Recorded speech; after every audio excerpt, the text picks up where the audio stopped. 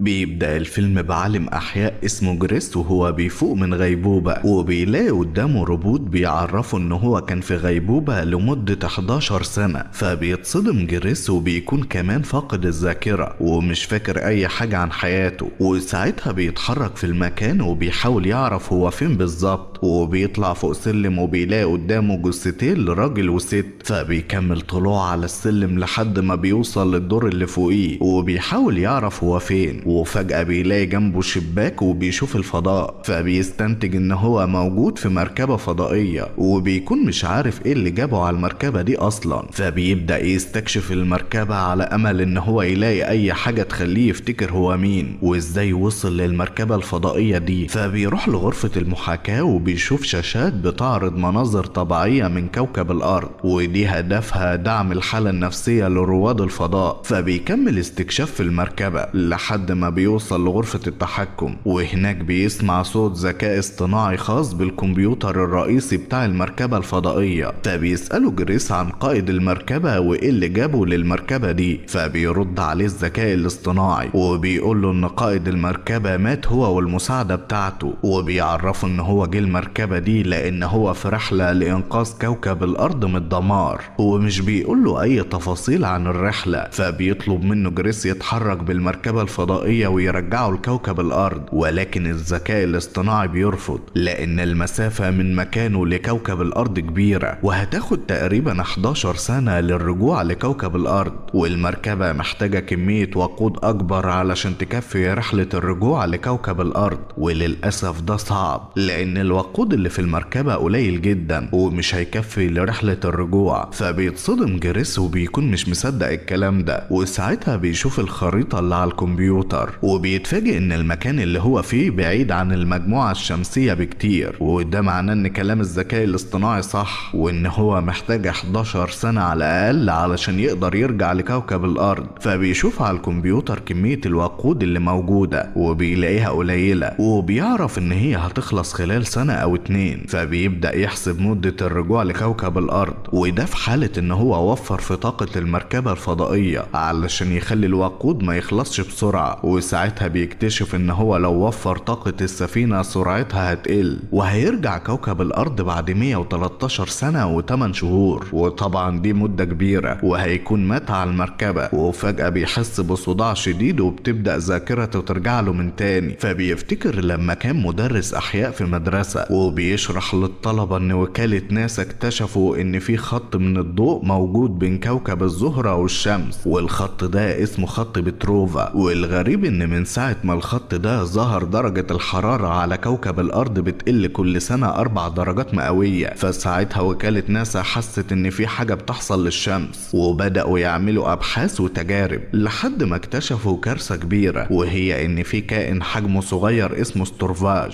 والكائن ده بيتحرك في خط بتروفا وبيروح للشمس، والكائن ده بيستهلك طاقة الشمس كأنه بياكلها، وفي خلال 30 سنة هيكون استهلك طاقة الشمس كلها. وده معناه ان كوكب الارض كله هيتجمد ومش هيكون فيه اي محاصيل زراعية لان النباتات بتعتمد على الشمس في عملية البناء الضوئي. وبالتالي العلماء لو ما لقوش حل للموضوع البشرية كلها هتنقرض. وبعد الحصة ما بتخلص بتيجي عميلة من المخابرات اسمها ايفا تتكلم مع جريس وبتقول له ان هي قرأت البحث بتاعه عن الكائنات الدقيقة وعايزة تضمه لفريق العلماء اللي بيشتغلوا على حل مشكلة الشمس. فبيرفض جريس في البداية بحجة ان هو مجرد مدرس احياء، ولكن ايفا بتصمم تضمه للفريق لان هو واخد دكتوراه في علم الاحياء ويعتبر اذكى عالم احياء في امريكا كلها. وبتعرفه ان وكالة ناسا اكتشفوا ان في كائنات استروفاج وقعت على كوكب الارض وان هي عاوزاه يجي معاها المقر علشان يعمل ابحاث عن الكائنات دي. واثناء كلامها بيجي كارل الحارس بتاعها وبيقول لجريس ان هو لو ما جاش معاهم بالذوق هيجبروا ان هو يجي بالعافية. فبيضطر جريس يوافق وبيروح للمختبر معاهم وبيبدأ يعمل ابحاث عن كائن الاستروفاج، وبيشوفه من تحت المجهر لانه بيكون صغير جدا في الحجم. وبيكتشف ان الكائن ده عبارة عن خلية فضائية وبيتكون من الهيدروجين والكربون، ولما ولما بيتحرك بينتج طاقة عالية جدا وبيقدر يخزنها، وده معناه ان الكائن ده خطير جدا وممكن ينفجر لو خزن طاقة كبيرة، والانفجار ده هيكون اقوى من الانفجار الناتج عن القنبلة النووية. وبعد شوية بتتكلم العميلة ايفا معاه على انفراد وبتقوله ان هو ذكي علشان قدر يعرف كل المعلومات دي عن كائن الاستروفاج بالسرعة دي. فبيشكرها جريس وبيقول لها انه موافق ينضم للفريق بتاعها لان هو عاوز ينقذ العالم من الدمار. فبتفرح ايفا بكلامه وبتطلب منه يكمل ابحاث عن الاستروفاج، جايز يكتشف اي حاجة تفيدهم. وفعلا بيكمل جريس ابحاثه وبيحاول يفهم ليه الكائن ده ساب كوكب الزهرة وراح للشمس بالتحديد، مع ان هو كان ممكن ينتقل لاي كوكب تاني، وده معناه ان في حاجة مميزة في الشمس والحاجة دي بتجذبه. فبيتكلم مع الحارس كارل وبيسأله ايه المميز في الشمس من وجهة نظره. فبيقول له كارل ان الشمس عبارة عن نجم مضيء واكبر ميزة فيه هي انه مضيء طول الوقت ومش بينطفي. فبتيجي فكرة ذكية لجريس وبيقرر يعرض الاستروفاج للضوء علشان يشوف ايه النتيجة، وساعتها بيروح يشتري شوية طلبات من المتجر هو وكارل. ولما بيرجعوا المختبر بيعملوا كابينة كبيرة علشان يحطوا الاستروفاج فيها ويعرضوه للضوء، وفعلا بيعملوا كده وبيكتشف جريس حاجة خطيرة، وهي ان الكائن بيتكاثر في الضوء وده السبب اللي بيخليه ينجذب للشمس. فبيقول له كارل ان هو لازم يروح لمقر فريق الابحاث اللي في المحيط علشان يبلغ العميلة ايفا بالاكتشاف ده. وفعلا بيروح لها جريس وبيحكي لها كل اللي وصل له. فبتاخده ايفا وبتوديه مؤتمر عاملاه لكل علماء الاحياء في العالم وبتطلب منه يشرح لهم الاكتشاف بتاعه. فبيقول لهم جريس ان هو اكتشف ان الكائن بيتكاثر في الضوء وان هو بينجذب للشمس لانه نجم مضيء، وبسبب ضوء الشمس عدده بيزيد وبيقدر يتكاثر وبالتالي بيستهلك طاقة الشمس بسرعة وهيدمرها في خلال 30 سنة على الاقل. فبتقول له واحدة من العلماء ان هم عارفين المعلومات دي وان هم عاوزين يخلوا كائن الاستروفاج يتكاثر ويبقى عدده 20 مليار كائن. فبيستغرب جريس وبيسألها ليه عاوزين يعملوا كده وهيعملوا ايه بالعدد ده كله. فبتقول له العميلة ايفا ان هم شغالين على مشروع سري والمشروع ده اسمه هيل ماري، وان هم اكتشفوا ان كائن الاستروفاج دمر كل النجوم المضيئة اللي في الفضاء ما عدا نجم واحد بس اسمه تاون سيتي ما قدرش الكائن ان هو يدمره، وشاكين ان السبب في ده حاجة معينة في تكوين النجم ده، والحاجة دي بتمنع استروفاج من انه يدمره. علشان كده عاوزين يبعتوا مركبة فضائية لنجم تاون سيتي ويكون فيها عالم احياء ياخد عينة من تكوين النجم ويحاول يعرف السبب اللي خلى كائن الاستروفاج ما يقدرش يدمره علشان ينقذ الشمس قبل ما تتدمر وتتسبب في دمار كوكب الارض. ولكن المشكلة اللي بتواجههم حاليا هي ان نجم تاون سيتي بعيد جدا والسفر ليه هيستغرق حوالي 11 سنة وبالتالي محتاجين وقود كتير. فهم عاوزين يخلوا كائن الاستروفاج يتكاثر لحد ما يبقى معاهم 20 مليار كائن علشان يستخدموه كمصدر للوقود لانه مصدر طاقة قوي جدا. وللأسف الرحلة دي تعتبر رحلة انتحارية لانها ذهاب من غير عودة، والمطلوب من العالم اللي هيسافر للفضاء ان هو يجمع كل المعلومات اللي اكتشفها عن نجم تاون سيتي ويبعتها لهم على كوكب الارض من خلال مسابير فضائية على شكل صواريخ. فبيقول لها جريس ان مفيش حد عاقل هيوافق يطلع الرحلة دي لان نسبة نجاحها 0%. فبتقطعه ايفا وبتقول له ان لازم حد يضحي بنفسه علشان ينقذ الكوكب والا الكوكب كله هيتدمر في خلال ال30 سنة الجايين. وبتعرفوا ان في 2 رواد فضاء وافقوا يضحوا بنفسهم ويروحوا الرحلة دي وما فاضلش غير عالم الاحياء، وغالبا هيكون هو العالم اللي هيطلع الرحلة دي لان هو اكتر شخص يعرف كل حاجة عن كائن الاستروفاج.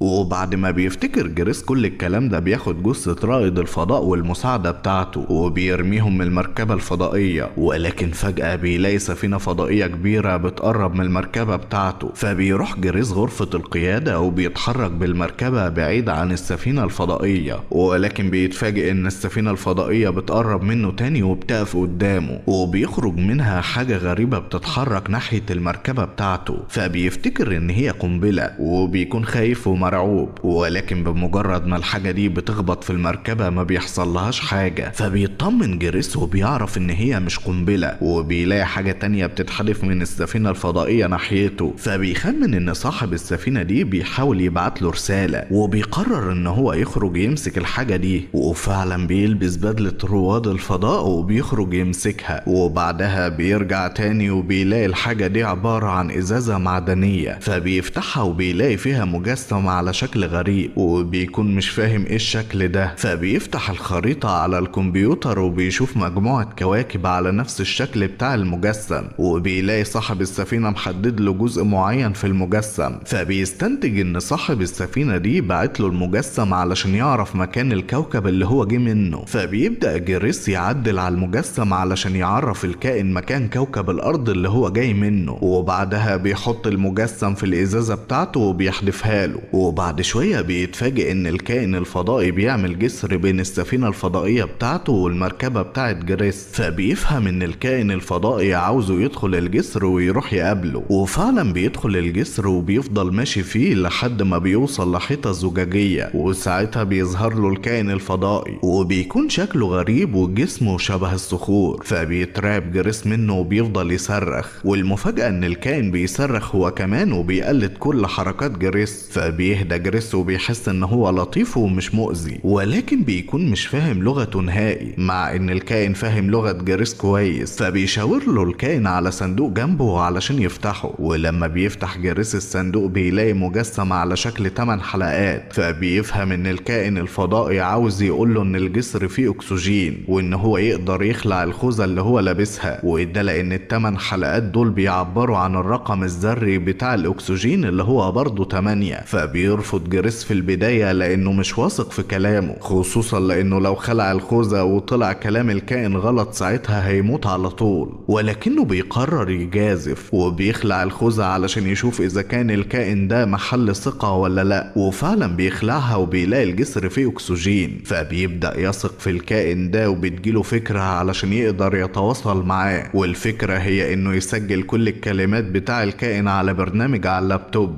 ومن خلال كلامه معاه يحاول يترجم كل كلمة ويسجلها على البرنامج. وفعلا بينجح في ده وبيقدر يتواصل مع الكائن الفضائي، ولما بيتكلم الكائن معاه بتظهر الترجمة لجريس على اللابتوب. فالكائن بيقول له ان هو سعيد جدا علشان جريس معاه، وبيحكي له ان هو عايش في كوكب بعيد اسمه كوكب إيريد، وللأسف كائن الاستروفاج بدأ يدمر الشمس بتاعتهم، والكوكب بتاعه على وشك ان هو يموت. وساعتها خرج هو و23 واحد من الكوكب بتاعه علشان يدوروا على طريقة ينقذوا بيها الكوكب، ولكن كل زمايله اللي في السفينة ماتوا ومفضلش غيره. فبيتعاطف جريس معاه وبيقرر يسميه روكي، وبيحكي له ان هو كمان سافر الفضاء علشان ينقذ الكوكب بتاعه، ولكنه دخل في غيبوبة لمدة 11 سنة، ولما فاق منها لقى رائد الفضاء والمساعدة بتاعته ماتوا، ودلوقتي هو لوحده في المركبة الفضائية. فبيعرض عليه روكي ان هم يتعاونوا سوا ويحاولوا ينقذوا الكواكب بتاعتهم. فبيوافق جريس وبيقول له ان هم لازم يروحوا نجم تاون سيتي علشان ياخدوا عينة من تكوين النجم ويعرفوا ليه كائن الاستروفاج ما قدرش يدمره. وبعد شوية بتيجي فكرة ذكية لجريس، والفكرة ان هو يربط برنامج الترجمة بتاع لغة روكي ببرنامج صوتي علشان لما روكي يتكلم البرنامج يدبلش صوته ويظهر باللغة الانجليزية. وفعلا بينجح في ده وبيمدح روكي فيه وبيقول له ان هو شخص ذكي. فبيشكره جريس وبيعرفه انه هيرجع المركبة بتاعته علشان ينام. وتاني يوم بيسمع جريس صوت قدام باب المركبة فبيروح يفتحه، فبيلاقي روكي قدامه وهو جوه كرة زجاجية، وبيعرفه ان هو جاي يتفرج على المركبة بتاعته. وبيدخل وبيفضل يتحرك في الكورة، وبيعرف جريس ان هو ما يقدرش يخرج من الكرة دي لان هو بيتنفس غاز الامونيا، ولو خرج منها ممكن يموت. فبيعرض عليه جريس ان هو يفضل معاه في المركبة بتاعته لحد ما يخلصوا مهمتهم وياخدوا عينة من تكوين نجم تاون سيتي. فبيوافق روكي لكن بشرط، والشرط ان هو يعمل له غرفة زجاجية كبيرة فيها غاز الامونيا علشان يعرف ينام فيها. وفعلا بيعمل له جريس الغرفة دي وبيسأله عن نوع الوقود اللي في السفينة بتاعته. فبيقول له ان علماء الكوكب بتاعه حطوا مليارات من كائن الاستروفاج في السفينة علشان يستخدموه كوقود لانه بينتج طاقة عالية جدا. فبيتصدم جريس لان ده نفس اللي حصل معاه. فبيعرف بيعرفوا روكي ان الخزان موجود في غرفة القيادة اللي كان فيها اصحابه، وبيقول له ان هو لما شاف المركبة بتاعته اكتشف ان خزان الوقود برضه موجود في غرفة القيادة بتاعت رائد الفضاء. فبيفهم جريس ان رائد الفضاء والمساعدة بتاعته ماتوا في المركبة بسبب الاشعاع الخارج من الاستروفاج، لانهم كانوا في غرفة القيادة لمدة طويلة، وده نفس السبب اللي موت اصحاب روكي. وبعد ما بيخلصوا كلامهم بيروح جريس غرفة القيادة وبيتحرك بالمركبة الفضائية ناحية نجم تاون سيتي، وبيكون قدامهم 11 يوم علشان يوصلوا لهناك. فبيشغل جريس التحكم الآلي وبيروح يستمتع بوقته هو وروكي، وبيوديه غرفة المحاكاة علشان يوريله المناظر الطبيعية في كوكب الأرض. فبيتكلم روكي معاه وبيقول له إن أهله وحشوه ونفسه إن هو يرجع الكوكب بتاعه، وبيسأله عن حياته في كوكب الأرض. فبيقول له جريس إن هو بيشتغل مدرس أحياء في مدرسة إعدادية، وعلى الرغم من إن هو سعيد في حياته ولكن حاسس بالوحدة لأن هو ملوش أهل ولا أصحاب نهائي، وكل الناس بيبعدوا عنه لأن هو انطوائي ومكرس حياته كلها للعلم. وبعد 11 يوم بيوصلوا أخيرا لنجم تاون سيتي، وساعتها بيلبس جريس بدلة الفضاء وبيخرج ياخد عينة صغيرة من مادة سائلة في تكوين النجم. ولما بيرجع المركبة بتاعته بيشوف العينة في الميكروسكوب، وبيتفاجئ إن العينة فيها كائنات دقيقة جدا وإن هي تشبه البكتيريا. فبيستنتج روكي إن الكائنات دي هي اللي بتاكل كائن الاستروفاج، وده اللي بيفسر السبب اللي خلى النجم ده ما يتدمرش زي باقي النجوم اللي حواليه، لأن الاستروفاج بيخاف من كائنات البكتيريا دي. علشان كده روكي بيقترح على جريس إن هم ياخدوا عينة كبيرة من الكائنات دي ويرجعوا بيها على كواكبهم. فبيقتنع جريس بكلامه وبيهنيه على ذكائه، وساعتها بيشرح له روكي إن هم لازم يقربوا شوية من النجم علشان ياخدوا كمية كبيرة من البكتيريا، وبيعرفوا إن هو هيصنع له سلسلة كبيرة علشان يربط فيها جهاز التخزين اللي هياخدوا بيه العينة. ولازم جريس ينزل السلسلة وياخد العينة بسرعة كبيرة لأن درجة الحرارة في النجم عالية جدا، وممكن جدا الحرارة دي تدمر المركبة بتاعته، خصوصا إن هم هيقربوا منه أكتر. فبيوافق جريس، ولكن بيعرفوا إن هو مش هيقدر يرجع كوكب الأرض لأن الوقود اللي معاه مش هيكفي للرجوع، وإن الأكل اللي معاه بس هيكفيه لمدة سنتين مش أكتر، يعني هيموت في خلال سنتين أو أقل.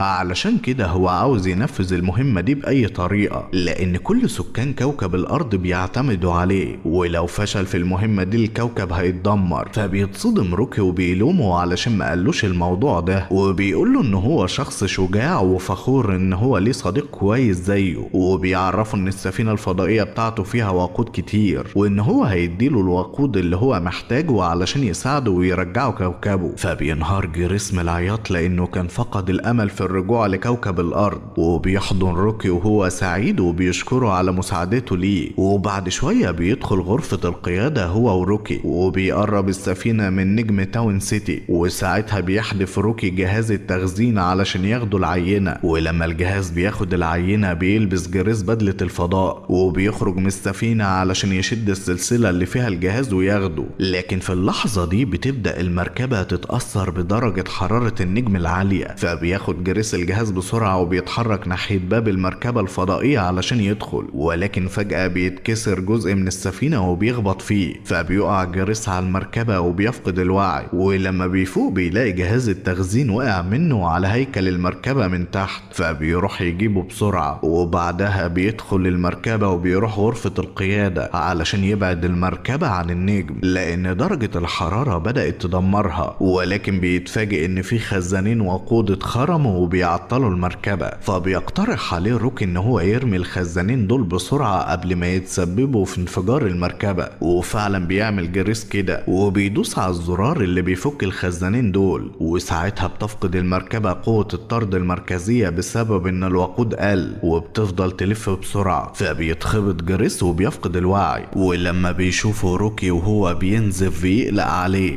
وبيضطر يخرج من الكرة الزجاجية اللي هو فيها علشان ينقذه، مع ان ده في خطر عليه. وبعدها بيروح يدوس على زرار الجاذبية وبيوقف المركبة بسرعة، وبينقل جريس للغرفة الطبية علشان الروبوت اللي هناك يعالجه. ولما بيفوق جريس بيروح يطمن على روكي وبيلاقيه جوه الكرة الزجاجية بتاعته، لكنه بيكون تعبان جدا، فبيفهم ان هو خرج من الكرة علشان ينقذه، وبيقرر يفضل جنبه لحد ما يفوق. فبيبدأ يسجل فيديو بيحكي فيه قصته مع روكي وعن الاكتشافات اللي هم اكتشفوها. وبعدها بيروح يحط عينة من كائن الاستروفاج على عينة من كائنات البكتيريا، وبيبص في التلسكوب علشان يعرف ايه اللي هيحصل. وبيتفاجئ ان كائن الاستروفاج بيموت. وبعد اسبوع بيفوق روكي وبيروح يصحي جريس، فبيحضنه جريس وبيكون فرحان علشان هو لسه عايش، وبيشكره علشان انقذه، وبيعرفه ان هو جهز له عينة من الكائنات علشان يرجع بيها للكوكب بتاعه. فبيشكروا روكي وبيحتفلوا سوا في غرفة المحاكاة، وهناك بيديله جريس كرة هدية علشان يفتكروا بيها لما يرجع الكوكب بتاعه. فبيقول له روكي ان هو مستحيل ينساه لان هو اقرب صاحب ليه، وبيعرض عليه ان هو يوريله السفينة الفضائية بتاعته. فبيوافق جريس وبيروح معاه لسفينته،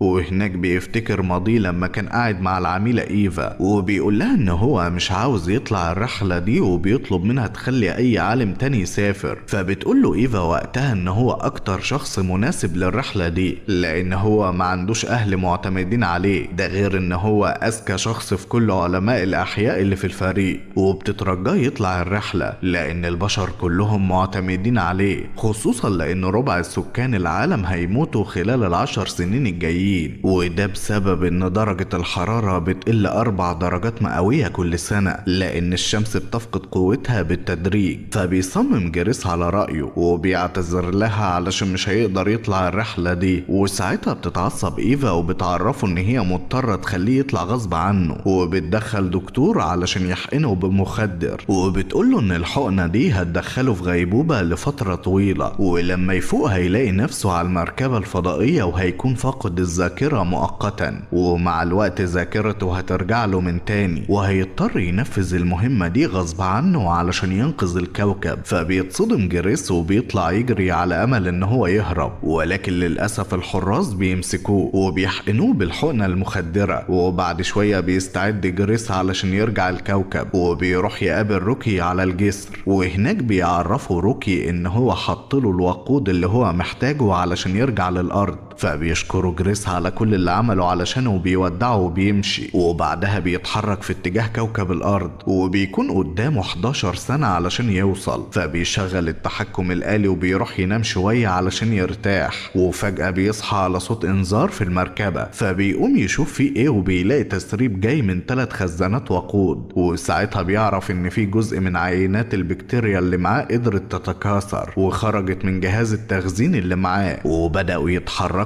ناحية خزانات الوقود علشان ياكلوا كائن الاستروفاج لان هو مصدر الوقود للمركبة. فبيسجل فيديو بيحكي فيه كل اللي بيحصل، وبيقول ان هو يقدر يرجع كوكب الارض عادي لانه اتخلص من خزانات الوقود اللي دخل فيها كائنات البكتيريا، ولسه معاه وقود يكفيه لرحلة رجوعه. ولكن المشكلة اللي بتواجهه هي ان صاحبه روكي زمانه حصل معاه نفس المشكلة، وللأسف مش هيقدر يرجع الكوكب بتاعه لان سفينة روكي فيها خزان وقود واحد بس. فبالتالي لو عينات البكتيريا اللي معاه دخلت الخزان واكلت كل كائنات الاستروفاج اللي معاه، السفينة بتاعته هتتعطل ومش هيقدر يرجع للكوكب بتاعه، وهيفضل موجود في الفضاء لحد ما يموت. عشان كده جريس قدامه اختيارين، الاول ان هو يتخلى عن روكي ويرجع للارض، والتاني ان هو يروح ينقذ روكي ويديله الوقود اللي معاه زي ما روكي انقذه. ولكن في المقابل جريس مش هيقدر يرجع للارض. وبعد تفكير عميق بيقرر جريس ما يتخلاش عن روكي، وساعتها بيحط كل التسجيلات اللي معاه في المسابير الفضائية علشان العميلة إيفا تعرف كل اللي حصل وتنقذ كوكب الأرض من الدمار. وكمان بيحط عينات البكتيريا اللي خدها من نجم تاون سيتي علشان تعرضه للشمس وتخليه ياكل كل كائنات الاستروفاج اللي بتستهلك طاقة الشمس. وبعدها بيطلق الصواريخ دي ناحية كوكب الأرض وبيروح ينقذ روكي. وبعد مرور 11 سنة بتوصل المسابير لكوكب الأرض، والعميلة إيفا بتشوف كل فيديوهات جريس وبتكون فرحانة علشان جريس قدر يلاقي الحل وقدر ينقذ كوكب الأرض. فبتتصل على فريق البحث بتاعها علشان يبدأوا يعرضوا البكتيريا للشمس زي ما جريس قال لهم، وساعتها بيبان إن كوكب الأرض اتجمد وكان فاضل له 8 سنين تقريبا ويتدمر نهائي. وفي اللحظة دي بيكون جريس عايش على الكوكب بتاع صاحبه روكي لمدة 11 سنة، وبيكون بيتمشى معاه على الشاطئ، وبيتضح ان روكي خلى العلماء اللي في الكوكب يعملوا قبة زجاجية في المكان اللي جريس عايش فيه وينشروا فيها غاز الاكسجين علشان يقدر يتنفس براحته. وساعتها بيتكلم معاه روكي وبيعرفوا ان العلماء صلحوا له المركبة بتاعته وحطوا فيها وقود كتير، وبالتالي يقدر يرجع للأرض وقت ما هو عايز. فبيقول له جريس ان هو سعيد بحياته على الكوكب ده وقرر ان هو يكمل حياته هنا ومش هيرجع للأرض نهائي، وبيخلص الفيلم.